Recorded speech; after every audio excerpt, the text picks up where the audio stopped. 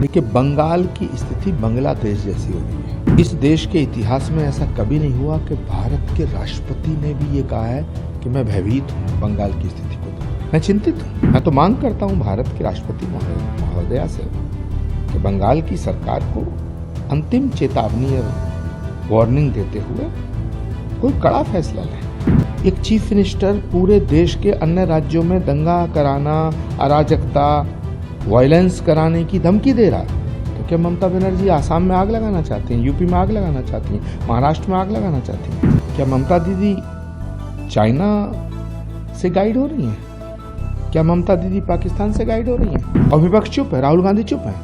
अरे भैया, मोहब्बत की दुकान वालों, जरा कुछ तो बोलो।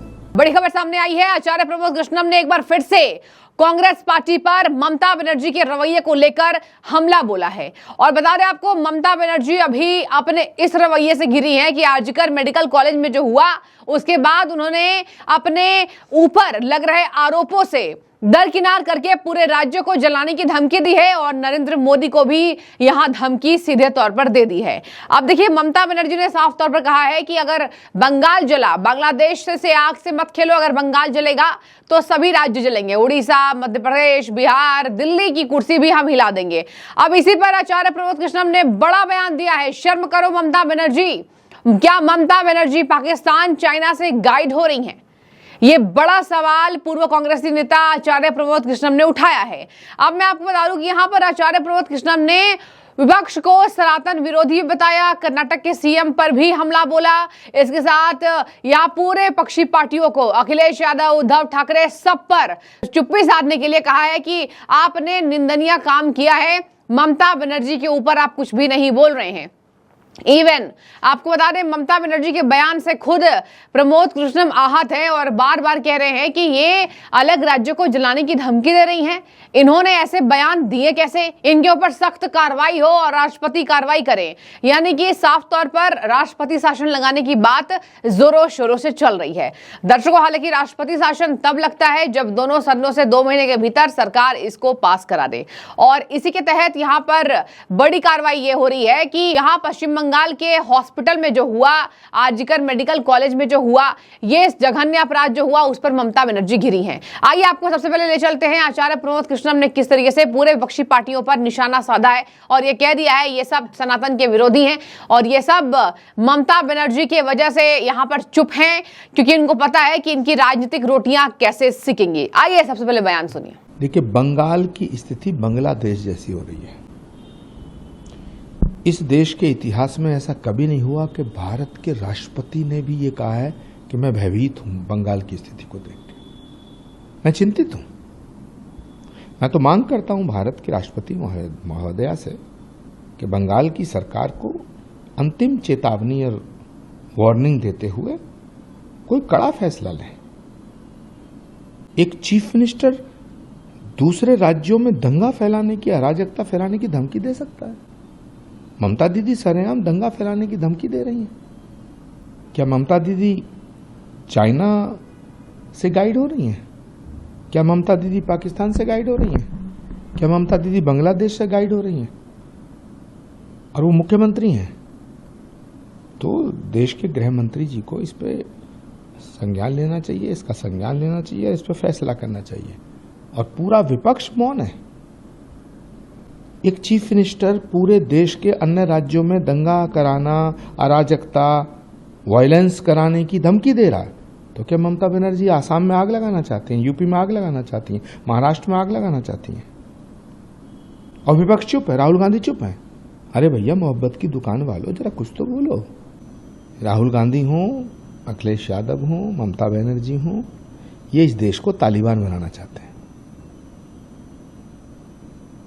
इन्हें हिंदुस्तान अच्छा नहीं लगता, ये इस मुल्क को तालिबान बनाना चाहते हैं, इसमें सिविल वार करना चाहते हैं। और मैं भारत के प्रधानमंत्री, भारत के गृह मंत्री, भारत के राष्ट्रपति से निवेदन करना चाहता हूं कि इसे गंभीरता से लें। देखो भैया, ये सवाल बीजेपी के नेता पे गोली चलाने का नहीं है। किसी एक नेता पे गोली चलना, किसी एक नेता के साथ हिंसा होना, ये सवाल नहीं है। सवाल है देश के ऊपर हमला हो रहा है। ये राहुल गांधी जी जब से पूरे विपक्ष के नेता बने हैं तो ये इनकी संगत का असर है, इनकी सोहबत का असर है। सारे विपक्ष के नेताओं का बंटाधार होगा, लेकिन विपक्ष के नेताओं का बंटाधार हो, बर्बाद हो, वो विपक्ष जाने। देश तो बचना चाहिए। ये तो देश को बर्बाद करना चाहते हैं। तो सवाल देश का है, सवाल इस भारत का है, भारत की संस्कृति का है, भारत की सभ्यता का है। एक आदमी चीफ मिनिस्टर, एक ममता जी चीफ मिनिस्टर है और बाकी राज्यों में अराजकता की धमकी दे रही है, और वो चीफ मिनिस्टर है। एक मिनिस्टर है, वो कहता साहब ये लैंप उतार दो क्योंकि इससे सनातन धर्म का। अरे सनातन के बिना भारत कहाँ है भाई? भारत के बिना सनातन नहीं है और सनातन के बिना भारत नहीं है। ये समझना पड़ेगा। तो मैं कर्नाटक के चीफ मिनिस्टर से मांग करता हूं कि इन्हें मंत्रिमंडल से बर्खास्त किया जाए। तो सुन लिया आपने। देखिए दर्शकों, एक बार हाइलाइट्स पर ले चलेंगे आपको कि पश्चिम बंगाल में क्या हो रहा है। पश्चिम बंगाल में जमकर ममता दीदी के खिलाफ विरोध प्रदर्शन हो रहा है। ममता बनर्जी इस बार अपने पूरे कार्यकाल में सबसे ज्यादा बार घिरी हैं। अब कभी घुसपैठिए के मामले में घिरी, लेकिन इस बार मामले में इसलिए घिरी है क्योंकि एक रेप हुआ है, जघन्य अपराध हुआ है, और उस अपराध पर ममता के खिलाफ कांग्रेस पार्टी, बीजेपी, लेफ्ट सब हैं। हालांकि अभी कांग्रेस पार्टी और लेफ्ट दलों ने उतनी ज्यादा विरोध प्रदर्शन अपने आप को नहीं दिखाया है, क्योंकि उनको पता है कि अगर वो विरोध दिखाएंगे तो गड़बड़ हो सकती है। लेकिन इसी बीच आपको बता दें, यहां पर ममता बनर्जी के इस्तीफे की मांग तेज हो रही है। राष्ट्रपति द्रौपदी मुर्मू के एंट्री के बाद ममता बनर्जी खूब घिरी, और ऐसे घिरी कि ममता बनर्जी के ऊपर ये तक सवाल उठ रहे हैं, बस बहुत हुआ अन्याय, अब महिलाओं के प्रति क्रूरता बंद करवाइए, अब महिलाओं के प्रति अन्याय बर्दाश्त नहीं होता है। कई बार यहां पर राष्ट्रपति को चिट्ठी इस बाबत लिखने की बात चली और चिट्ठी लिख भी दी गई है। बीजेपी बंगाल ने चिट्ठी लिखी है, इवन अमित शाह तक को चिट्ठी लिखी गई है और इस बाबत कार्रवाई करने की मांग तेजी से हो रही है। इवन आपको बता दें, राज्यपाल भी इससे दुखी नजर आ रहे इस मामले के बाद, और राज्यपाल ने भी ममता बनर्जी को सख्त लहजे से कहीं ना कहीं चेतावनी दी है। हाई कोर्ट ने फटकारा, सुप्रीम कोर्ट ने फटकारा, कोई ऐसा नहीं है जिसने ममता बनर्जी को नहीं फटकारा हो। ममता बनर्जी लगातार विवादों के घेरे में है, और इस बार अपने राजनीति की वजह से नहीं, इस बार कलकत्ता में हुए जघन्य अपराध की वजह से, जब उनके पास कोई भी सपोर्ट के लिए बचा नहीं है, ना कोर्ट बची ना कोई और बचा, और इसी वजह से ममता बनर्जी अभी ज्यादा तिलमिला उठी हैं। उन्होंने साफ लहजा में कहा है कि चेतावनी दी है। हालांकि इस पर मुख्यमंत्रियों ने कड़ा कटाक्ष किया ममता बनर्जी पर। हिम्मत कैसे हुई ममता बनर्जी आपकी, पूरे बंगाल में जो हुआ उसके खिलाफ असम और बिहार और उड़ीसा और तमाम प्रदेशों को चेतावनी देते हुए हिम्मत कैसे हुई? आपने देश विरोधी बयान दिया है और आपके इस बयान को अशोभनीय हम करार देते हैं, और आपका ये बयान संविधान के खिलाफ है। साफ लग रहा है कि कहीं ना कहीं ममता बनर्जी को कहीं और से गाइडेंस है।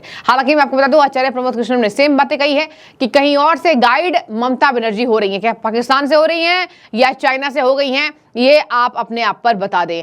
राहुल गांधी पर चुप्पी में कहा कि राहुल गांधी चुप हैं। आचार्य ने कहा राहुल गांधी भी चुप हैं, विपक्षी पार्टियां चुप हैं, मोहब्बत की दुकान वालों कुछ तो बोलो। राहुल गांधी, अखिलेश यादव, ममता बनर्जी इस देश को तालिबान बनाना चाहते हैं। तमाम कटाक्ष आचार्य प्रमोद कृष्णम ने ममता बनर्जी के ऊपर साधा है, और ममता को सपोर्ट करने के लिए, चुप्पी साधने के लिए पूरे विपक्षी पार्टियों को साधा है। आपकी क्या राय है? आप जरूर कमेंट के जरिए हमें बताइए। शुक्रिया।